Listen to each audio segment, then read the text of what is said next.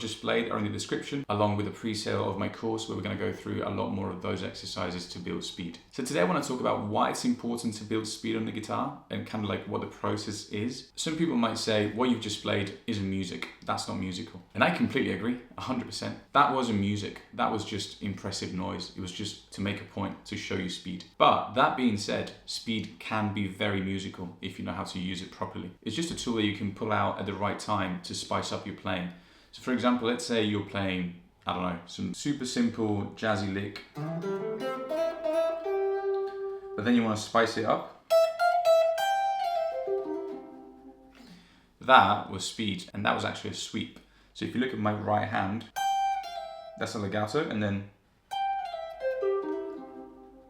I'm sweeping up a C major arpeggio, and then I'm sliding from the minor third to the major third.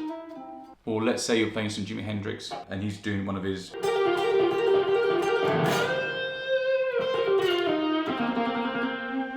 or even like Stevie Ray Vaughan or anyone like that. You're gonna need a lot of speed and it's gonna be very musical. You can be playing a very chilled John Mayer style solo, like, and then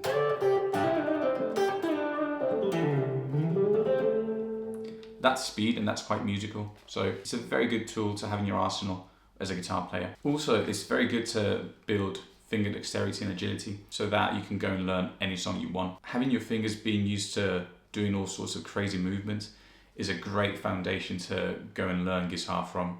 We can all agree on that. Speed, dexterity, and finger agility is something that you're gonna need in any genre of music. Doesn't matter if you play blues, jazz, metal, pop, it's just good to have. For the first 3 years of playing the guitar, I was solely into metal. And when I grew out of that phase, I was sort of like, what a waste of time, you know, I could have just focused on feel and bends and all that musical stuff. But actually looking back, that saved me as a guitarist because it gave me the skills I needed to go and learn any song I wanted. And also it gave me confidence. So those are side effects of having speed. It also gives you confidence and the freedom to play anything you want. If you don't have speed, you're gonna be very limited with what you can play. Let's say you're into Stevie Ray Vaughan, who's my favorite guitarist. You're gonna really struggle to play his lines if you don't have speed. And you can't tell me that he's not musical. Obviously he is. Everything he does is musical. So how do you actually build speed? What's the process? I'm gonna give you an outline. You need to start using a metronome. You need to play the right exercises. You need to stick to it long enough. And you need to have a bit of faith. Playing the guitar will become very easy once your fingers are used to doing all sorts of crazy movements. As I said, it's going to take some work, but the good news is if you do things right, you're going to see improvement week to week, which is going to be quite motivating. It's easier to stick to something when you see results back. It's harder when you just put in work and get nothing back. If you get rewarded week to week, then in my opinion, it's a lot easier to stick to a plan. So this is how I built speed. I'm going to tell you my story, so that hopefully you can see how it works and then you can go and do the same thing for yourself. So for the first year, I was self-taught and I got stuck at like Metallica and Guns N' Roses level. I just couldn't play their songs to save my life, which was my dream. So I got a teacher and for 3 years, we just worked on technique. Every week, he would give me an exercise. Let's say it was this. And the first thing you do is you just learn it without a metronome. But as soon as you got a technique down, put it to a metronome. Let's say you start with 80.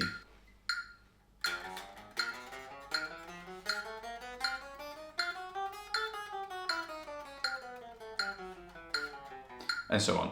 That's how you start. And then it's all about progressive overload, just like in the gym. So in the gym, let's say you're trying to bench 135, okay? If you go straight to 225, the weight's gonna crush you. There's no way you're gonna do it. But if you go from 135 to 137 or 140, you're gonna make it. And then you go to 142, 145 and so on. And within a year, you're gonna build so much strength, you'll be unrecognizable. It has to be a gradual step-by-step increase in weight. In this case, speed. So in other words, if you start at 80 beats per minute, okay, and then you go straight to 150,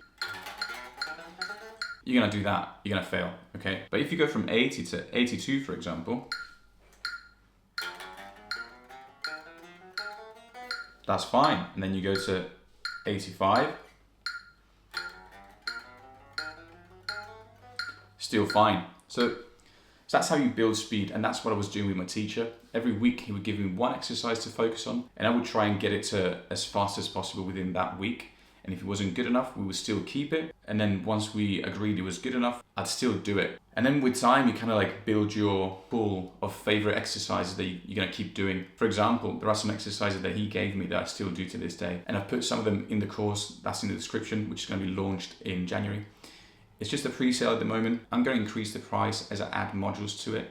So if you get the pre-sale now, you lock in that price. In the course, we're going to go through the same exercises that I did back in the day and that I still do to this day. And if you're one of the people that have already bought it, thank you so much. I can't wait to deliver the course to you. When it comes to building speed, there are things that are not really essential, like sweep picking. That's more of an optional. But for example, when it comes to alternate picking and legato, those are non-negotiable.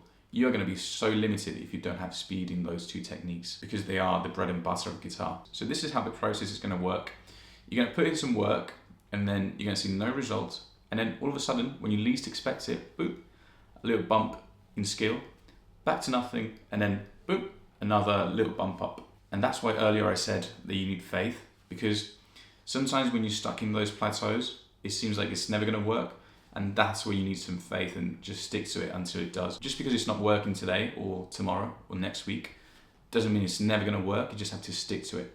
So for example, let's take the sweep from the intro. Now, for me, this is how that bump happened. I was trying to learn it, and the big epiphany was realizing that you shouldn't sweep with your fingers straight like that. Otherwise, you're always going to get those strings ringing out at the same time. The secret is to sweep diagonally, so that it gives your finger a chance to lift off the strings and just mute them. And that is not something that my teacher taught me. It was something that I realized with enough practice. You keep working on it, and when you least expect it, a little nugget of wisdom and insight comes to you. And that's when you realize, I have to do that, not this. But if you don't practice for long enough, you're not giving your brain enough time to take you to that level where you just get that big epiphany. If you're not going to download a metronome and start working consistently with it, it's never going to work for you.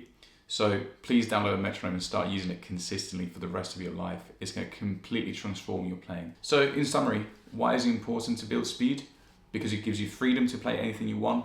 It gives your fingers that dexterity that you need in any genre of music. And also it can help you spice up your lines and just be more interesting with those bursts of speed, which are very musical, like Stevie Ray Vaughan does, for example. And how would you build speed? In short, again, just download a metronome, progressive overload. So very tiny, gradual steps, a bit of faith, and the right exercises. Again, if you're interested, the pre-sale of my course is in the description, along with the tabs of what I played earlier, the sweep. Big face reveal, by the way, showing my face for the first time on the channel. Some people accuse me of being AI in the comments of some videos, so I thought, you know what, it's time to show my face and show that I'm a real human. Please like and subscribe. If you've got any questions, just comment down below. I'll reply to every single one, and good luck with the practice.